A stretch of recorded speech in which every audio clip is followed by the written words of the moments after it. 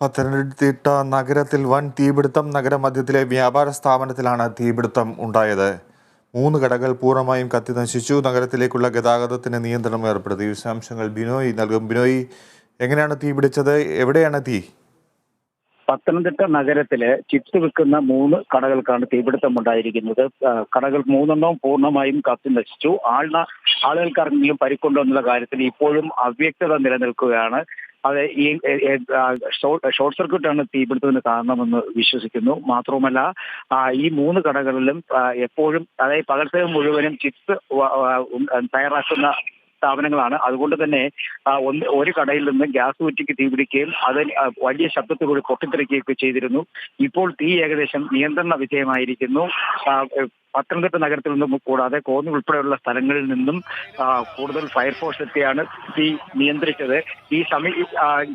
നഗരത്തിൽ വലിയൊരു അഗ്നിബാധ ഉണ്ടാകാനുള്ള സാധ്യത ഉണ്ടായിരുന്നു. അത് പോലീസും അതുപോലെ തന്നെ അഗ്നിരക്ഷാ സേനാംഗങ്ങളും എത്തി വിവിധ സ്ഥലങ്ങളിൽ നിന്നെത്തി ആണ് തീ നിയന്ത്രിച്ചിരിക്കുന്നത്. ഇപ്പോഴും തീ അണയ്ക്കുന്ന ജോലികൾ പുരോഗമിച്ചു വരികയാണ്.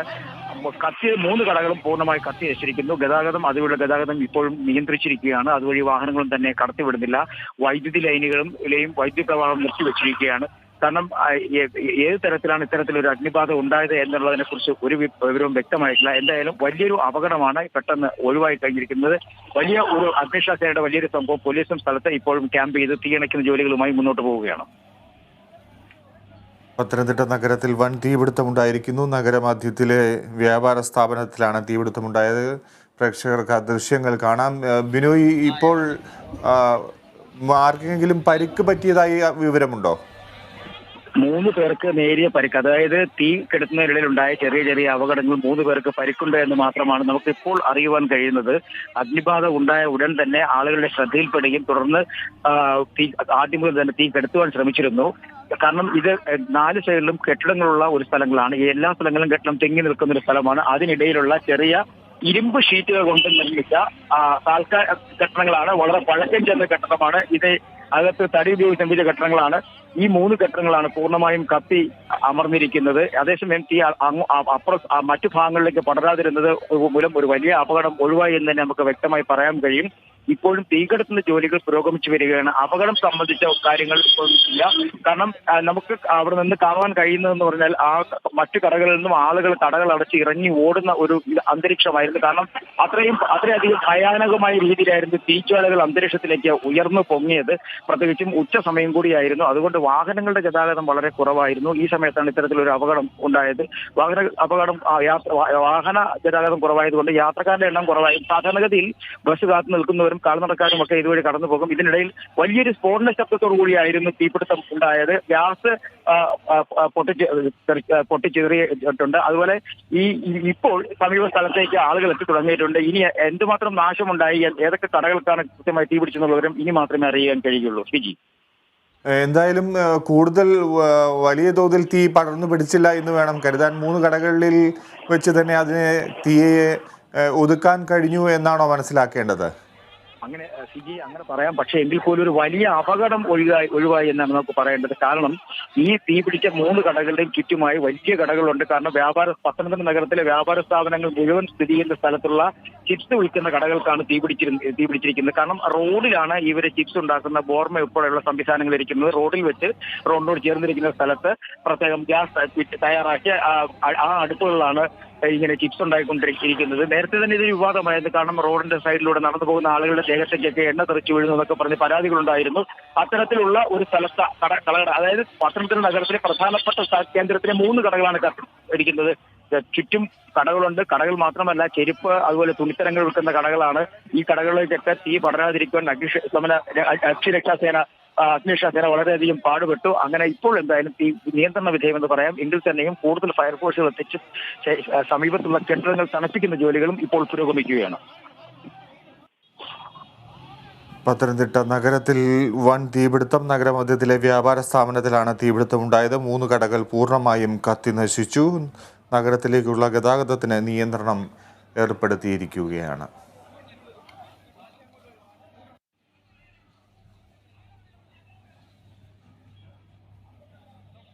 ബിനോയ്, ഇപ്പോൾ പൂർണ്ണമായും തീ നിയന്ത്രണ വിധേയമാക്കാൻ കഴിഞ്ഞിട്ടുണ്ടോ? ആ, എങ്ങനെയാണ് ഈ ജനങ്ങളെ നിയന്ത്രിച്ച് നിർത്തുന്നതും? ഫിജി ഇപ്പോഴേക്കും ആ ഭാഗത്തേക്ക് ആരെയും തന്നെ കടത്തിവിടുന്നില്ല. കാരണം ഒരു 4 വശത്തു നിന്നും വാഹനങ്ങൾ എത്തുന്ന ഒരു കവലയുടെ ഒരു ഭാഗത്തുള്ള കടയിലാണ് തീ പിടിച്ചിരിക്കുന്നത്.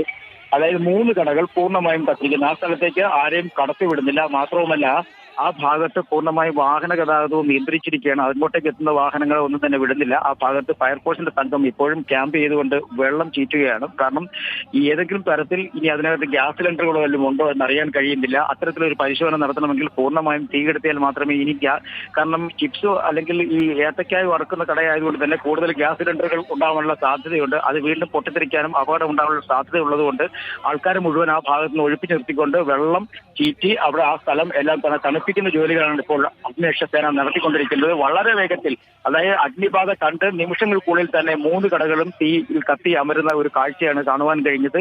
നഗരത്തിൽ ഇപ്പോൾ വൈദ്യുതി പൂർണ്ണമായും മുടങ്ങിയിരിക്കുന്ന അവസ്ഥ. മറ്റു കടകളെല്ലാം തന്നെ അടപ്പിച്ച ആളുകളെ ആ ഭാഗത്തുള്ള ആളുകളെല്ലാം മാറ്റിയിരിക്കുകയാണ്. പോലീസും സ്ഥലത്ത് ക്യാമ്പ് ചെയ്യുന്നുണ്ട്. വിജി, ഏത് കടകൾ, എന്ത് തരം കടകൾക്കാണ് ബിനോയ് തീപിടുത്തം ഉണ്ടായത്?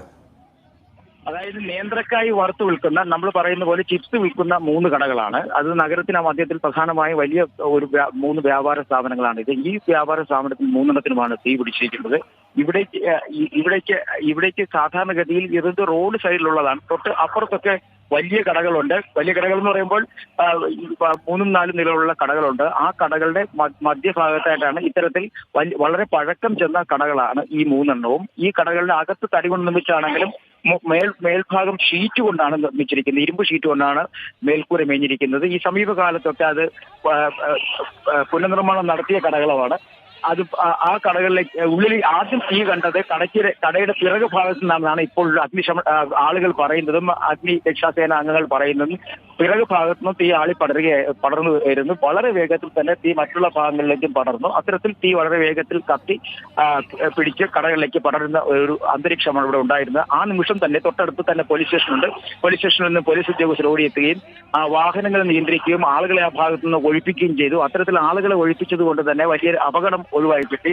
ഇനി അഗ്നി രക്ഷാസേന പ്രവർത്തകർ ഇപ്പോഴും ആ സ്ഥലത്ത് നിന്ന് ക്യാമ്പ് ചെയ്തുകൊണ്ട് വെള്ളം ചീറ്റി തീ കെടുത്തുകയാണ്. കാരണം ഇതിനകത്ത് ഇനിയും ഗ്യാസ് സിലിണ്ടർ ഉണ്ടാവാനുള്ള സാധ്യതയുണ്ട്. കാരണം അത്രയധികം വ്യാപാരം നടക്കുന്ന ഒരു മേഖലയാണ്. അത്രയധികം നേന്ത്രക്കായി വറുത്ത് വിൽക്കുന്ന കടകളാണിത്. വലിയ തിരക്കുള്ള കടകളുമാണ്. ആ സാഹചര്യത്തിൽ കൂടുതൽ ഗ്യാസ് സിലിണ്ടറുകൾ ഈ കടയ്ക്കകത്ത് ഉണ്ടോ എന്നുള്ളൊരു സംശയമുണ്ട്. ഇതിന്റെ സാഹചര്യത്തിലാണ് ഇപ്പോൾ കടയ്ക്കുള്ളിലേക്ക് വെള്ളം ചീറ്റിക്കൊണ്ട്, അല്ലെങ്കിൽ കത്തി അമർന്നു പോയിരിക്കുന്ന കടയ്ക്കുള്ളിലേക്ക് വെള്ളം ചീറ്റി ആ ഭാഗമെല്ലാം തണുപ്പിച്ച് വീണ്ടും പരിശോധന നടത്താനുള്ള തീരുമാനം. നഗരത്തിൽ ഇപ്പോൾ പൂർണ്ണമായും നിയന്ത്രിച്ചിരിക്കുകയാണ്. ആളുകൾ ആരും തന്നെ ആ ഭാഗത്തേക്ക് കടത്തിവിടുന്നില്ല. ബിനോയ്, ഈ നേന്ത്രക്കായ് വറുത്ത് വിൽക്കുന്ന കടയാണ്, അതുകൊണ്ട് തന്നെ അവിടെ തീ ഉപയോഗിക്കുന്നുണ്ട്. അത്തരത്തിൽ തീപിടുത്തം ഉണ്ടായതാണോ, അതോ ഷോർട്ട് സർക്യൂട്ട്, വൈദ്യുതി ബന്ധത്തിൽ നിന്ന് തകരാറ് മൂലം സംഭവിച്ച ഒരു ഷോർട്ട് സർക്യൂട്ട് മൂലമാണോ ഈ അപകടം ഉണ്ടായത്? തീപിടുത്തത്തിന്റെ കാര്യത്തിൽ അവ്യക്തത നിലനിൽക്കുകയാണ്. ഏത് സാഹചര്യത്തിലാണ് തീ ഉണ്ടായതെന്ന് ഇതുവരെയും വ്യക്തമല്ല. കാരണം ഞാൻ നേരത്തെ സൂചിപ്പിച്ചതുപോലെ തന്നെ വളരെ സുരക്ഷിതമായൊന്നും തന്നെ ചിപ്സ് തയ്യാറാക്കുന്ന കടകളല്ല. റോഡിന്റെ പാർശ്വങ്ങളിൽ ഇത്തരത്തിൽ ചെറിയ ഗ്യാസ് അടുപ്പുകൾ കൂട്ടി അതിനകത്ത് നേന്ത്രക്കായ് വറുക്കുന്ന തരത്തിലുള്ള കടകളാണിത്. അതുകൊണ്ട് തന്നെ ഇനി ഗ്യാസ് സിലിണ്ടറിൽ നിന്ന് തീ പിടിച്ചതാണോ, അതോ അതുപോലെ പഴക്കം ചെന്ന കടയായതുകൊണ്ട് തന്നെ ഷോർട്ട് സർക്യൂട്ട് സംബന്ധിച്ച് അങ്ങനെ അത്തരത്തിൽ തീ പിടിച്ചാണെന്നുള്ള കാര്യത്തിൽ ഇപ്പോഴും അവ്യക്തത നിലനിൽക്കുന്നുണ്ട്. എന്തായാലും KSEBയുടെയും അഗ്നിരക്ഷാസേനയുടെയും പോലീസിന്റെ ഉദ്യോഗസ്ഥരെല്ലാം തന്നെ സ്ഥലത്തുണ്ട്.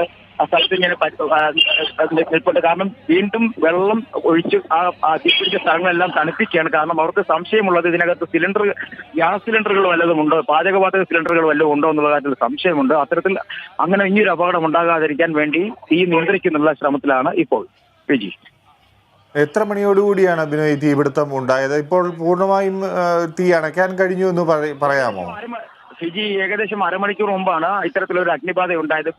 തീ പൂർണ്ണമായും നിയന്ത്രണ വിധേയമായി എന്ന് പറയാൻ കഴിയില്ല. കാരണം പല സ്ഥലങ്ങളിൽ നിന്നും ഇപ്പോഴും പുക ഉയരുന്നുണ്ട്. ആ ഭാഗങ്ങളിലേക്കൊക്കെ തന്നെ അഗ്നിശമന സേനാംഗങ്ങൾ വെള്ളം ചീറ്റി തണുപ്പിക്കുകയാണ്. ആ ഭാഗത്തൊക്കെ തീ കെടുത്തുകയാണ്. ഞാൻ നേരത്തെ പറഞ്ഞതുപോലെ ഇതിന്റെ ഈ കത്തി അമർന്ന 3 കടകളുടെയും സമീപ പ്രദേശങ്ങളുള്ളത് വലിയ ബഹുനില കെട്ടിടങ്ങളാണ്. അതുകൊണ്ട് തന്നെ കാറ്റിൽ തീ മറ്റുള്ള സ്ഥലങ്ങളിലേക്ക് ഇത് പടരാതെ ആ കെട്ടിടങ്ങൾ ഉള്ള ഭാഗത്ത് തന്നെ കറങ്ങി നിന്ന ഒരവസ്ഥ.